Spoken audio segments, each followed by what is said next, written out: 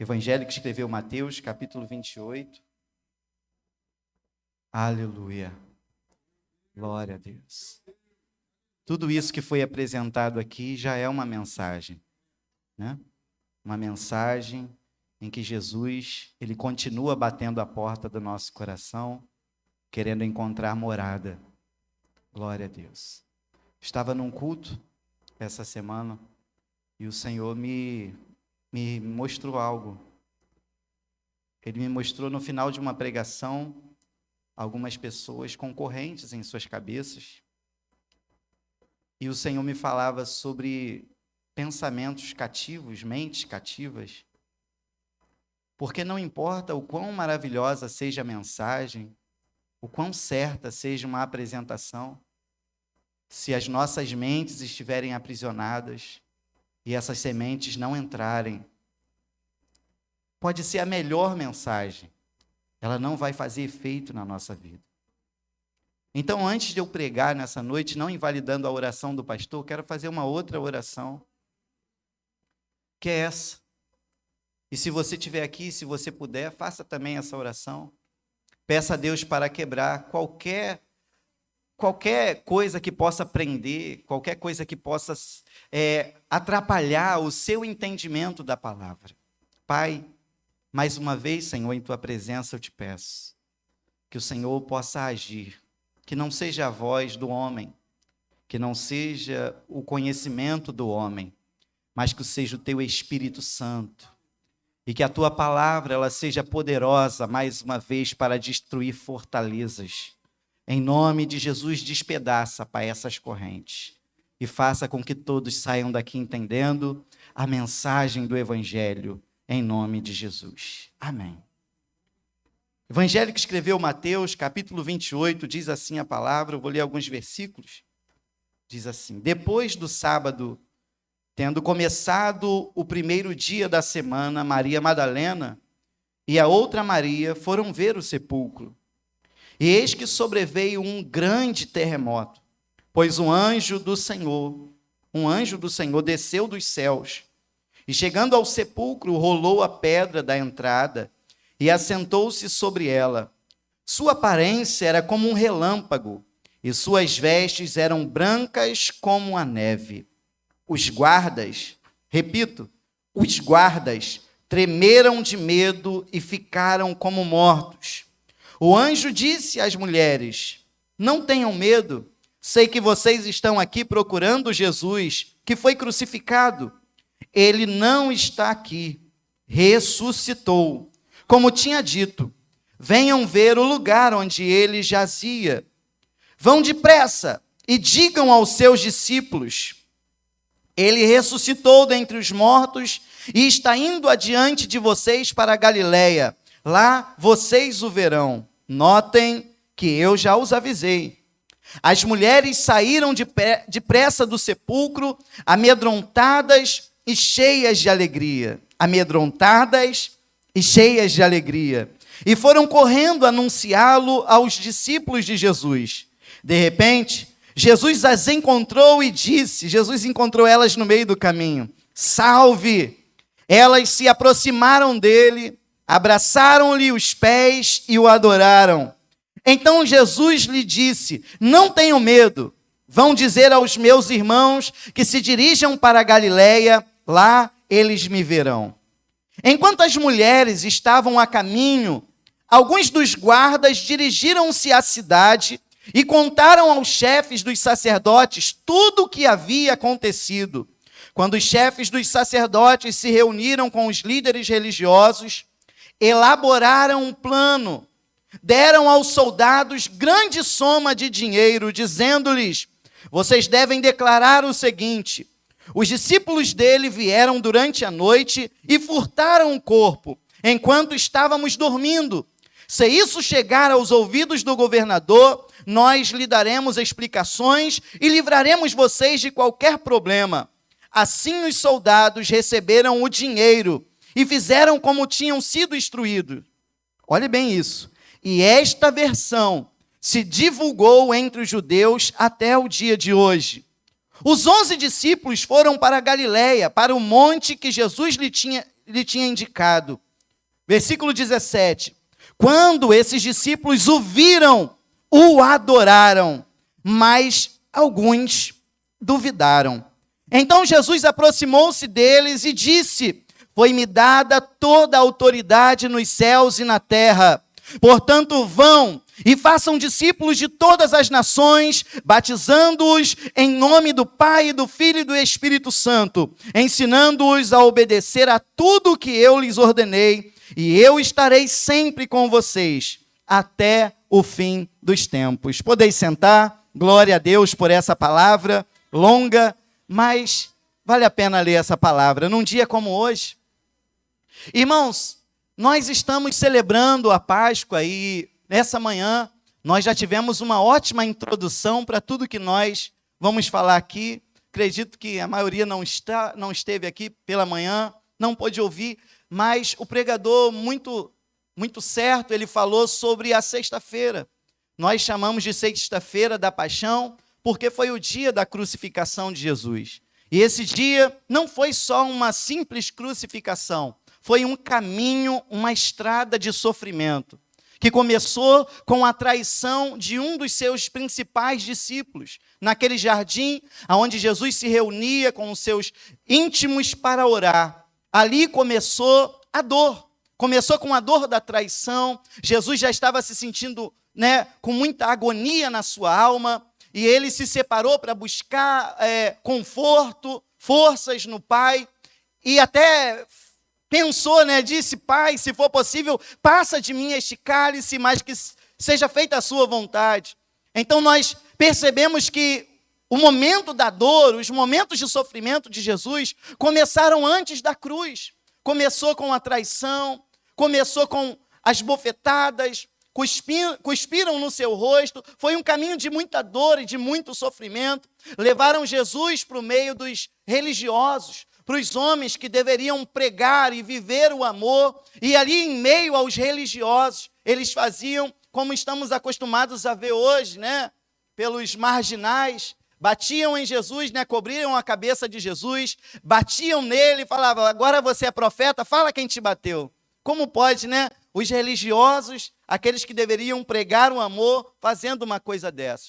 Só que eles eram movidos por inveja, eles eram movidos pelo seu egoísmo, eles eram movidos pelo próprio diabo que atuava no meio deles. E eles, dando lugar ao diabo, fizeram tudo isso com Jesus. Jesus foi levado a Pilatos, foi levado a Herodes, foi levado a Pilatos novamente. Então Jesus foi levado para ser açoitado e depois para o caminho da cruz, para a crucificação, que todos nós somos conhecedores.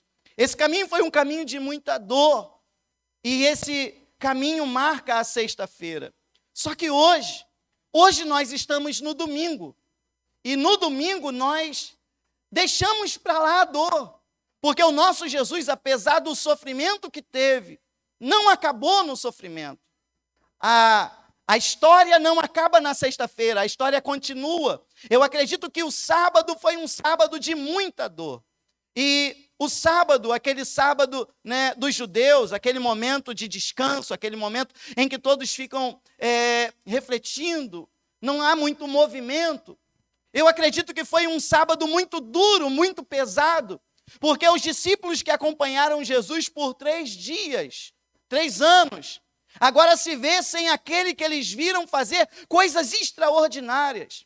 Eu acredito que essa foi a maior frustração e decepção dos seus discípulos, porque eles nunca imaginaram aquele que andou sobre as águas, que ressuscitou mortos, que curou todo tipo de enfermidade, que expulsou demônios, aquele que enfrentou o sistema religioso da sua época e que eles acreditaram: esse é imparável, não há quem possa resistir a esse homem.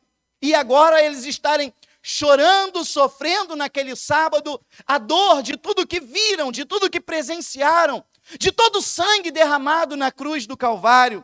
Tudo isso era um propósito. Tudo isso estava nos planos de Deus. E o próprio Jesus, em alguns dias ou meses, quem sabe, ele já vinha avisando os seus discípulos que era necessário que o Filho do Homem viesse a padecer na mão dos homens, na mão dos pecadores. Isso aconteceu. E passou o sábado, chegou o dia do domingo. A Bíblia diz, aonde nós lemos, que essas mulheres, né, eu vou me ater apenas ao livro de Mateus, elas foram até o sepulcro, né, foram até o sepulcro de Jesus, só que quando elas chegaram lá, elas se depararam com algo inesperado. O que lemos foi que, enquanto Jesus estava naquele sepulcro, alguns guardas romanos, por ordens, né, dos religiosos daquela época, por ordem dos líderes religiosos, estavam ali guardando o túmulo de Jesus. A Bíblia diz que houve um grande terremoto. Irmãos, quando eu penso em grande terremoto, a Bíblia não está sendo exagerada. Houve um grande terremoto. E só isso aí já dá para a gente ficar, né, aterrorizado, um grande terremoto. Mas não foi só isso, foi porque um anjo do céu desceu. Eu imagino, irmãos, né? A gente tem imaginação. O anjo de Deus desceu, quando ele pisou na terra, o chão tremeu, irmãos. E os guardas, quando viram aquilo, eles ficaram aterrorizados e eles caíram como mortos.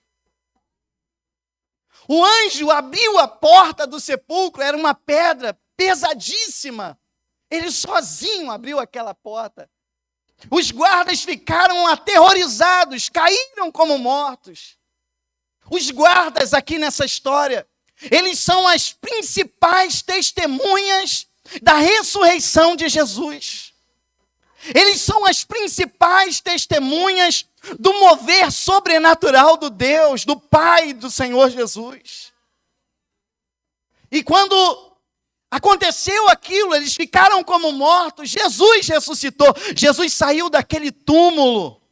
E quando as mulheres chegaram lá, tinha só um anjo. E ele pergunta para as mulheres, mulheres, o que vocês vieram fazer aqui? Vieram procurar Jesus, aquele que morreu?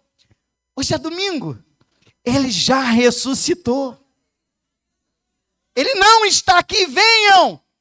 Os guardas são testemunhas oculares. Os guardas são as principais testemunhas. Mas essas mulheres, elas testemunham das evidências, porque elas não encontram Jesus de primeira. O anjo fala assim, venham, eu vou mostrar para vocês o lugar onde ele estava morto, para vocês verem que ele não está mais lá. Então elas entraram, olharam o lugar e realmente Jesus não estava mais lá.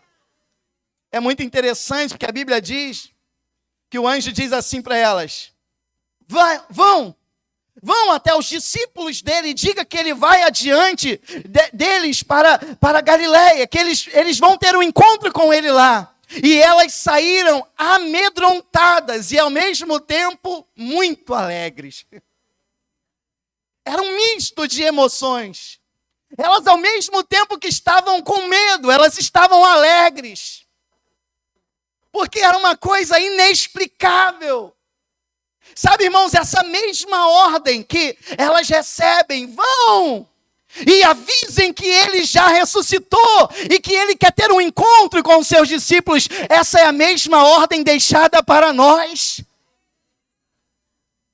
E eu tenho dito, irmãos, que pregar o evangelho é para pregar desse jeito. Se não for para pregar com alegria e com temor, que nós não venhamos pregar o evangelho.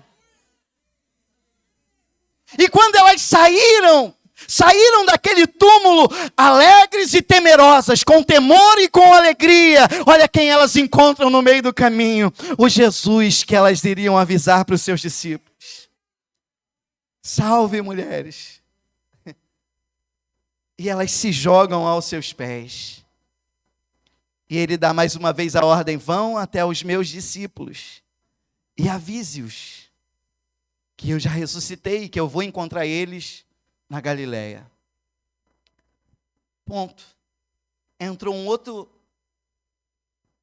outro acontecimento dos bastidores desse momento da história.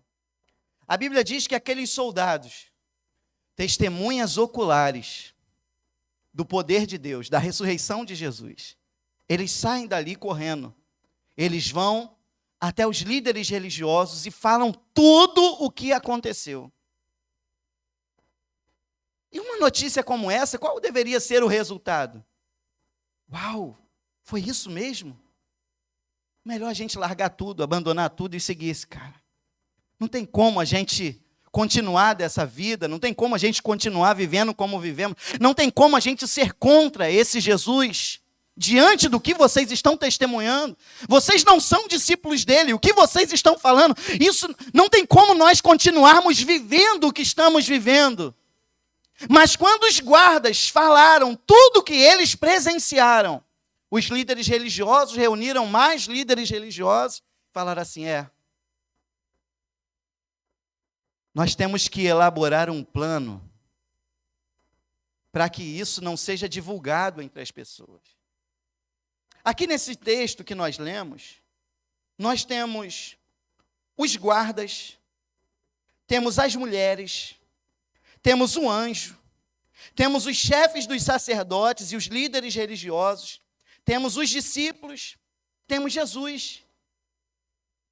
Não aparece o nome, não aparece a pessoa no texto, mas há Deus trabalhando aqui.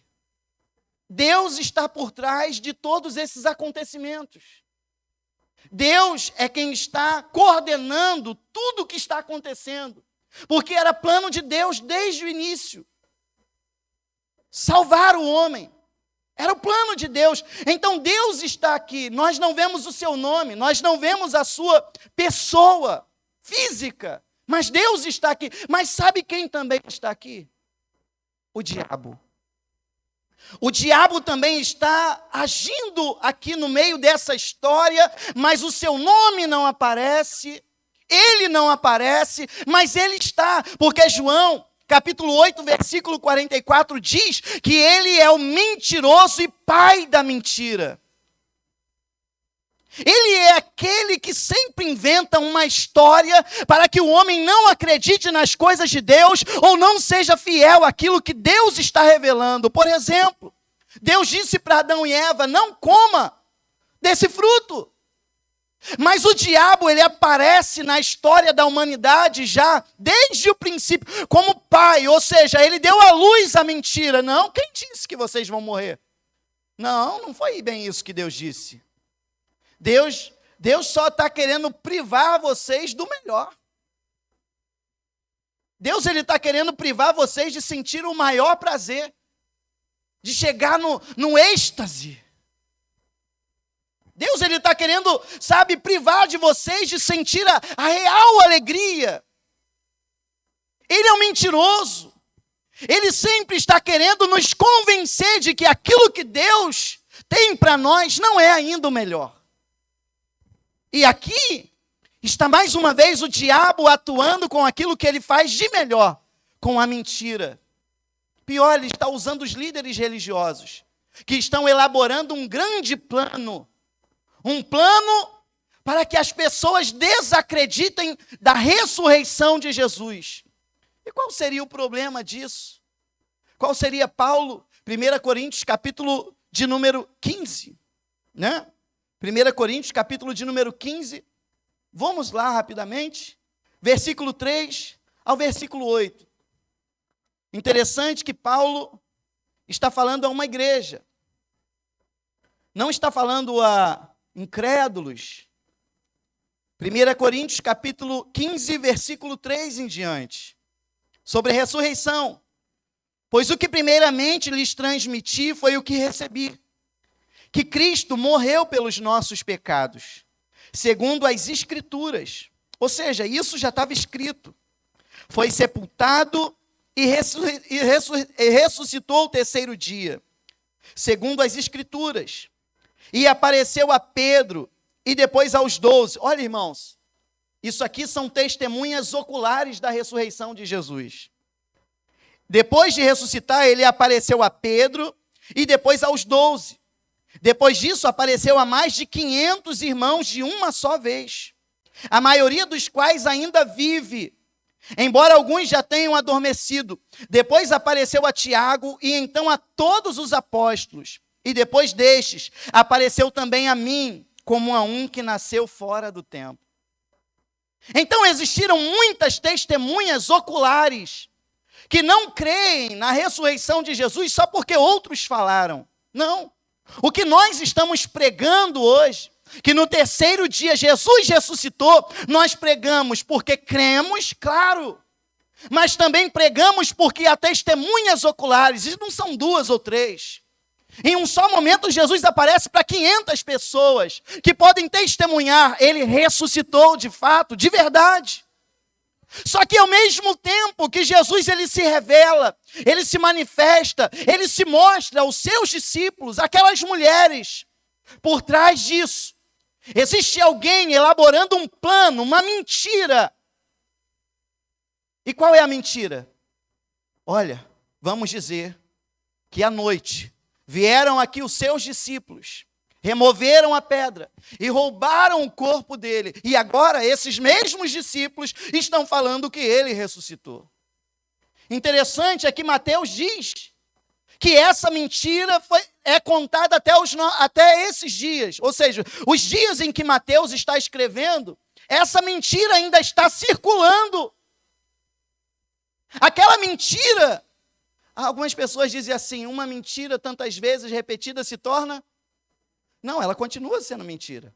Só que algumas pessoas começam a acreditar nela como se fosse verdade. Então, por tanto se falar e por tanto se repetir que não, que ressuscitou o quê? Que ressurreição, que nada. Roubaram o corpo dele e isso foi sendo repetido.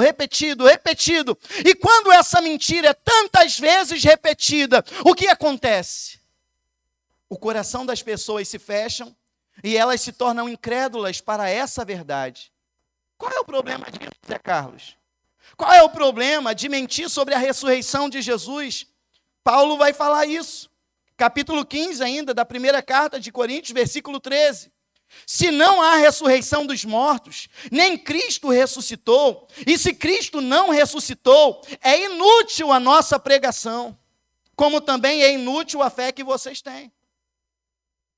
Se nós passarmos a desacreditar na ressurreição, então é inútil pregarmos sobre Jesus. Sabe por que as igrejas evangélicas estão abertas e pregando sobre Jesus? Porque nós cremos que ele ressuscitou.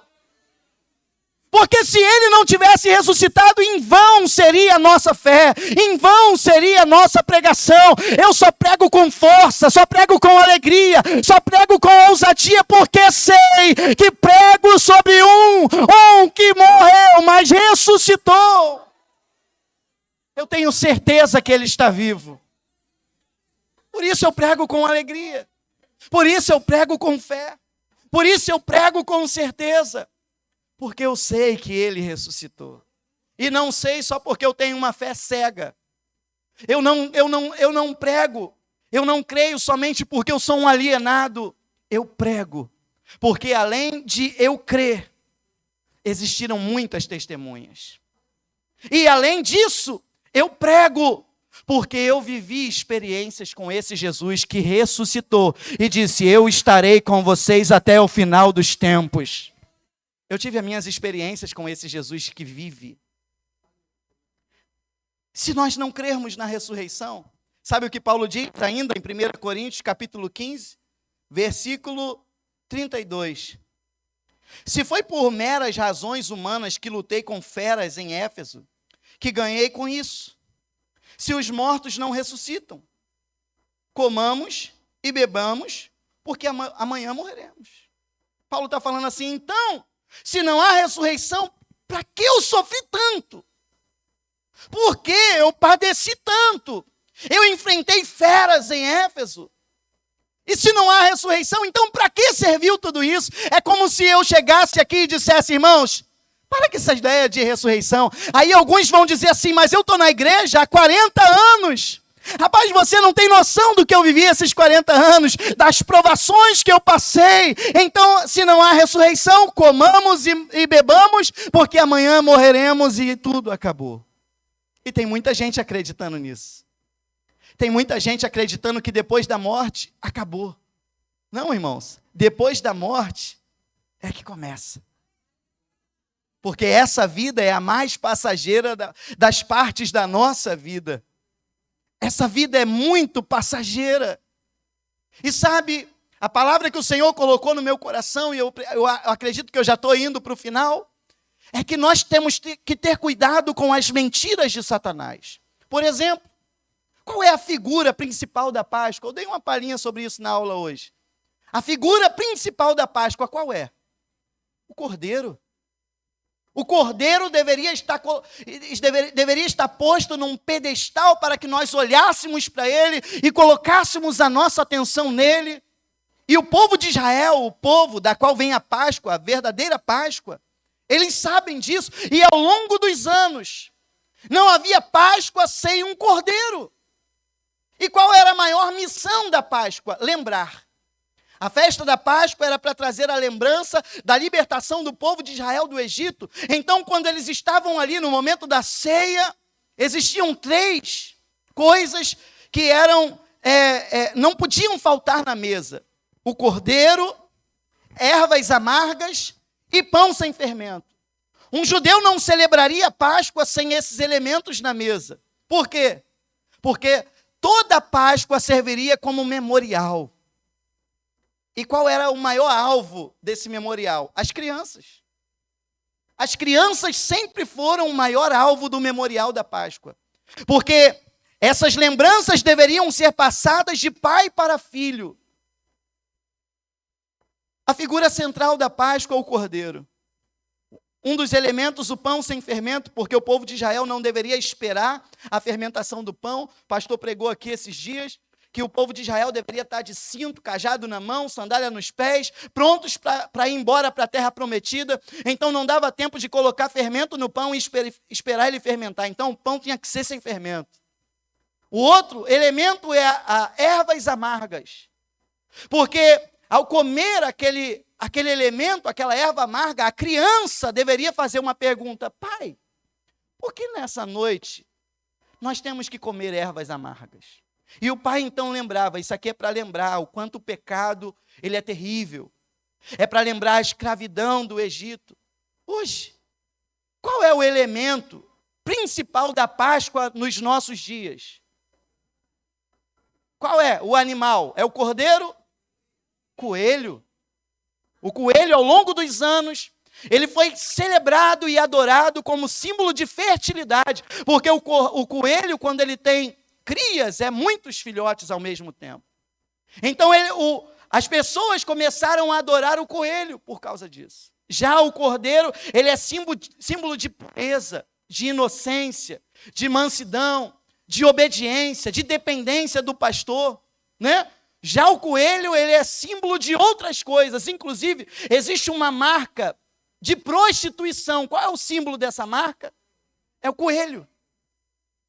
E diferente das ervas amargas, hoje a Páscoa nos apresenta o doce chocolate. Eu não tenho nada contra o chocolate.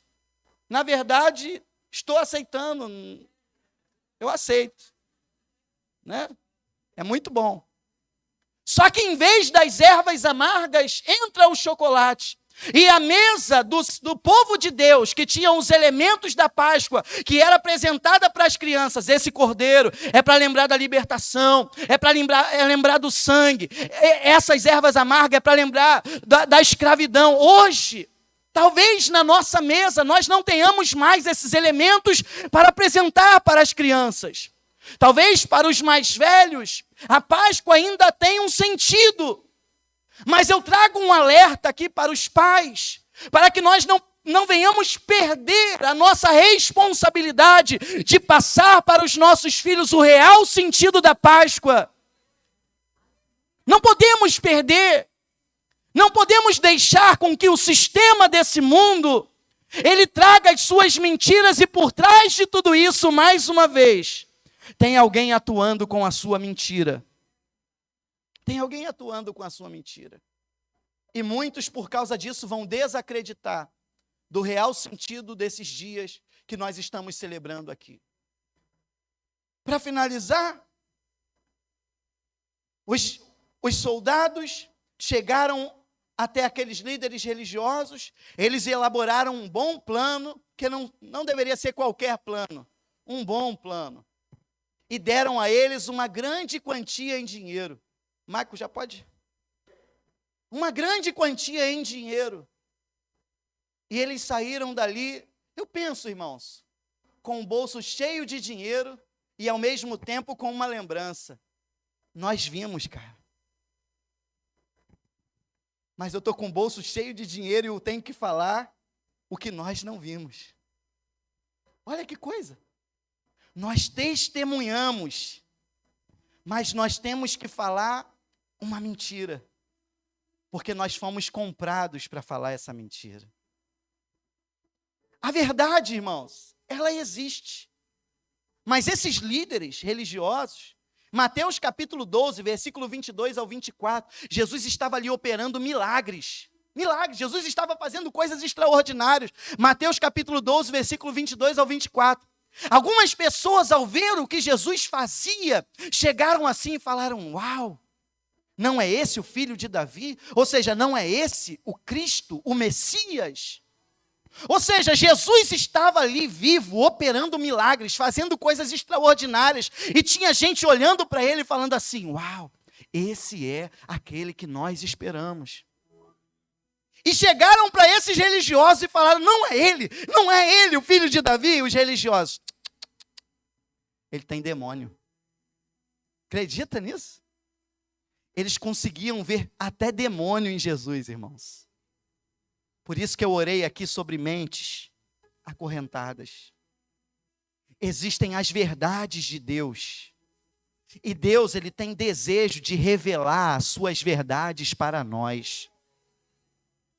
Mas são tantas coisas que nos impedem de ver com clareza as coisas de Deus. Tem gente que vê até a igreja como se fosse do diabo. Ah, aquela igreja não presta. É tudo ex-traficante, ex-homossexual, ex-prostituta, tem um monte de gente ruim naquela igreja, mas é isso mesmo, a igreja é isso mesmo. Há quem olhe para a igreja e fala: aquilo lá é um bando de louco, um bando de doente. Se os religiosos viram até em Jesus demônio, irmãos, é possível que nós sejamos vistos de muitas maneiras também. Mas quem sabe você está aqui hoje. E ao mesmo tempo que você não consegue enxergar com clareza as coisas de Deus, Ele ainda continua querendo se manifestar com as suas verdades para você. E as mentiras do demônio, as mentiras do diabo, elas são tão terríveis que olha bem o que aconteceu. E esta versão se divulgou entre os judeus até o dia de hoje. Versículo 16. E os 11 discípulos foram para a Galiléia, para o monte que Jesus lhe tinha indicado. Versículo 17. Quando o viram, os discípulos, os principais discípulos, quando o viram, o adoraram. Mas o versículo diz: mas alguns duvidaram. Principais discípulos de Jesus. Quando viram Jesus ressuscitado, glória a Deus, Ele está vivo, mas outros já olharam para Jesus e não conseguiram acreditar. Aquela mentira de alguma forma afetou seus próprios discípulos. E isso aqui me traz muito temor, irmãos. Porque essa mentira é sobre a ressurreição de Jesus. Essa mentira é sobre o que nós estamos celebrando aqui. Essa mentira é o diabo falando, é um monte de louco, celebrando a vida de um homem que já morreu há 2000 anos atrás. O diabo continua pregando essa mentira aí, que nós somos loucos, que ele não ressuscitou, mas nós cremos pela fé. Que ele ressuscitou sim, mas essa não é a única mentira do diabo.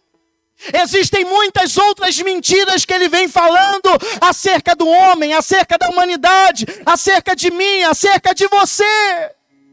Ele é um mentiroso, ele é o pai da mentira.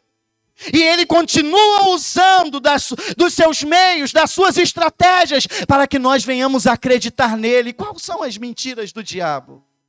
Você não presta, você não vale nada, você é um ninguém, você é feio. Você é pobre, você não vai chegar a lugar algum. Você mudar, você melhorar, o seu casamento dar certo, os seus filhos serem criados, se tornarem homens e mulheres honradas, casarem, terem filhos, te darem netos. Você se formar, você conseguir uma bolsa, você ser feliz no seu relacionamento, nunca, jamais, você não tem condições. Essas são as pregações do diabo. Mas na ressurreição de Jesus, nós temos esperança de vida eterna. E não somente isso, de que Ele estaria conosco. Ebadarassuri quelebarás. Sabe, irmãos, nós temos esperança de que viveremos uma eternidade de glória. Mas nós não precisamos atravessar o portal da eternidade para sentir alegria, para sentir paz, para viver. Nós já podemos ter essa vida hoje, porque essa vida está dentro de nós. Essa vida está em nós. Ele vive, mas Ele vive em nós. Ebadaralás. Ele vive em nós, Ele vive em mim, Ele vive em você. Emadaralabassuri quelebarás. Elebadaralassuri quelebarás. Aleluia. O anjo desceu, a terra tremeu, o sepulcro foi aberto. Aleluia. Ele saiu daquele sepulcro. Por quê? Porque ele queria entrar aqui, ele queria entrar aí. O sepulcro não era um lugar para ele. Eu e você somos a morada dele. Ele quer trazer vida para nós. Ele quer trazer alegria para nós. Ele quer trazer paz para nós. Não acredite nas verdades, nas mentiras do diabo. Não acredite nas mentiras de Satanás. Porque ele ressuscitou. Ele ressuscitou, irmãos. E por isso nós temos esperança. A nossa vitória, irmãos, não está na nossa vitória em si. A nossa vitória está na vitória dele.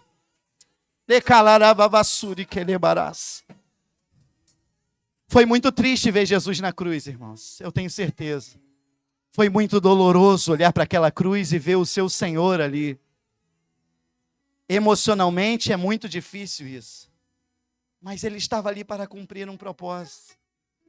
A lei dizia: aquele que pecar, certamente morrerá. Pecou, vai pagar pelos seus erros. O livro de Deuteronômio diz que maldito é aquele que for pendurado no madeiro. O madeiro dos judeus não era uma cruz, mas era um madeiro. Era um madeiro que colocava o pecador em exposição, para que a comunidade pudesse olhar para aquele homem e ter nele o exemplo. Se eu pecar, é para ali que eu vou. Se eu pecar, eu vou morrer dessa maneira. Quando nós olhamos superficialmente para o sacrifício de Jesus, nós falamos assim: como que pode? Mataram o meu Senhor, mataram um homem santo, mataram um inocente. Sim, superficialmente é isso que nós vemos. Mas se a própria lei diz que se pecarmos, morreremos, se pecarmos, pagaremos. Jesus estava ali naquela cruz, mas ele em um momento, irmãos, ele não era mais apenas um homem santo, um homem justo, um homem inocente. Ele era o homem que tomou sobre si todos os nossos pecados. Ou seja, todos os pecados da humanidade estavam sobre ele. Então é bom nós olharmos agora para esse momento, para essa sexta-feira, e não olharmos apenas um inocente, mas olharmos e enxergarmos ali. Éramos nós ali na pessoa de Jesus. Era o traficante, era o ladrão, era o homicida, era o pedófilo, era o mentiroso, era o traíra, era o infiel, tudo isso estava na pessoa de Jesus. E quando ele morreu para que nós não precisássemos morrer mais. Você entrou por essas portas aqui. E você precisa entender isso. Que na cruz do Calvário, ele pensou em mim e pensou em você. Por isso ele disse: venham todos vós que estão cansados e sobrecarregados, eu vos aliviarei. Eu vos aliviarei. Ele tomou sobre si os nossos pecados, as nossas dores. Quem sabe você entrou por essas portas nessa noite e só você e Deus sabe como está o teu coração. Só você e Deus sabe como você vem andando. diante de tantos problemas, de tantas coisas que vêm acontecendo na sua vida. Entregue sua vida a Jesus. A nossa pregação, ela é cheia de esperança por causa disso, porque entendemos que a nossa vida, ela se divide no antes e depois de Cristo. Até aqui foi de um jeito, mas pode ser diferente a partir de hoje. Vamos ficar de pé nessa noite? Glória a Deus! Glória a Deus! Glória a Deus! Aleluia! Glória a Deus! Glória a Deus! Aleluia! De tudo que aconteceu aqui nessa noite, como você vê tudo isso? Jesus, ele caminhou todo aquele caminho, e em todo aquele caminho de dor existiram aqueles que escarneceram, bateram, riram, zombaram, questionaram. Se tu és o Filho de Deus, desce dessa cruz. Sabe, todo o caminho da dor de Jesus, parece que ninguém olhou e enxergou o Filho de Deus, enxergou o Rei dos Reis, o Senhor dos Senhores. Todo o caminho de dor, até que Jesus foi levantado e foi posta uma placa sobre sua cabeça. Uma placa que indicava o seu crime, a acusação, ou uma zombaria a respeito dele. Aqui está o Rei dos Judeus. E quem olhava para aquela placa, aí, olha lá o rei, está morrendo. É a questão do ponto de vista, é como vemos. Aquilo que todo mundo via era o crime, era a acusação, era a zombaria. Um dos condenados olhou para aquela placa, ele não ouviu uma pregação de Jesus. Ele não viu Jesus fazendo milagres. Ele não teve tempo de andar com ele, mas quando ele olhou para aquela placa, que todo mundo enxergava uma acusação, uma zombaria, ele enxergou uma pregação que fez entender, que o revelou quem Jesus era. Ele olhou para a placa, ele olhou para Jesus e falou: "Ô rei, quando o Senhor entrar no seu reino, lembra-te de mim." Tem muita gente que olha para a igreja, olha para tudo isso que foi apresentado aqui e zomba, e não vê nada demais, mas tem pessoas que olham para tudo isso e entendem: Ele é rei, Ele é Senhor. Eu quero estar com Ele, eu quero estar na presença dEle. Não importa quem você é, não importa o que você fez, não importa quem é você aqui nessa noite. Se você entende quem Ele é e o que Ele fez por você, entregue a sua vida para Jesus. Entregue e viva algo novo. Tem alguém nessa noite que gostaria de entregar a sua vida para Jesus? E olha que essa noite é muito especial para fazer isso. Levante suas mãos. Tem alguém que gostaria de entregar a sua vida para Jesus hoje? Fala assim: eu quero. Tem alguém que gostaria de voltar para Jesus? Eu estou afastado da presença de Deus, mas eu quero retornar aos caminhos dele hoje. Eu quero novamente ter esperança da minha salvação. Eu quero sentir a alegria da minha salvação. Tem alguém aqui nessa noite? Levante sua mão. Glória a Deus. Tem alguém? Glória a Deus. Acredito em Deus. Glória a Deus. Acredito no Santo Espírito que nos vida nova traz. Acredito na cruz de Cristo e que a morte enfim venceu. Acredito que ressurreto muito em breve voltará. O perdido encontrou perdão, pois agora que o amor venceu e que a igreja viva esse amor. Creio em ti, creio em ti. E as cadeias não prevaleceram, pois o véu rasgou e veio ao chão. Seu amor não voltará em vão. Creio em ti, creio em ti. Glória a Deus. Aleluia. Amém. Se não houver ninguém que gostaria de fazer isso, de tomar essa decisão hoje, eu ainda queria fazer uma oração. Foi um trecho da palavra nessa noite que eu falei sobre as mentiras de Satanás. Não acredite nas mentiras do diabo sobre a sua vida. O que Deus falar sobre si e sobre você, essa é a verdade. Eu sou aquilo que Deus diz que eu sou. Eu sou aquilo que a palavra de Deus diz que eu sou. Não aceite nada que não seja isso. Se alguém lançou alguma palavra contra você, que te feriu, que te machucou, que te abateu, hoje é noite do Senhor Jesus quebrar esse jugo.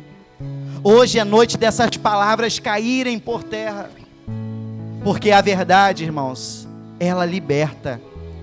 Conhecereis a verdade e ela vos libertará. Queria que você colocasse a mão no seu coração. Glória a Deus. Se você quiser também, porque você conhece a sua batalha, e a mente é um campo de batalha terrível. Quem sabe essas palavras entraram hoje no seu coração, e você pense assim: eu sei que daqui a pouco outros pensamentos vão vir à minha cabeça. Eu sei que daqui a pouco, mais uma vez, outras ideias vão vir na minha cabeça. Coloque a mão no seu coração, coloque a mão na sua cabeça, e comece a orar e a pedir a Deus: Deus, quebra todas as fortalezas no meu pensamento. Ah, Deus, guerreia as minhas guerras na mente.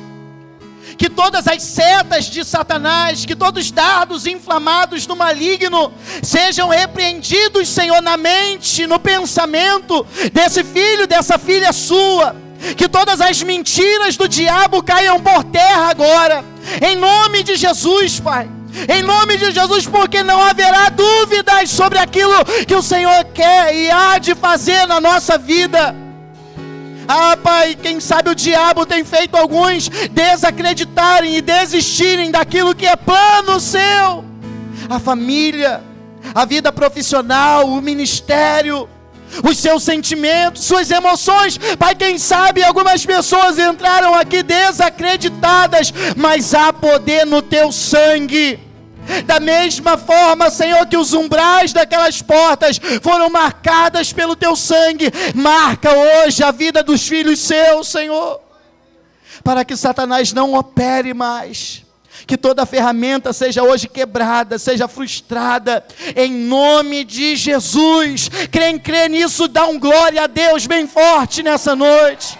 Glória a Deus.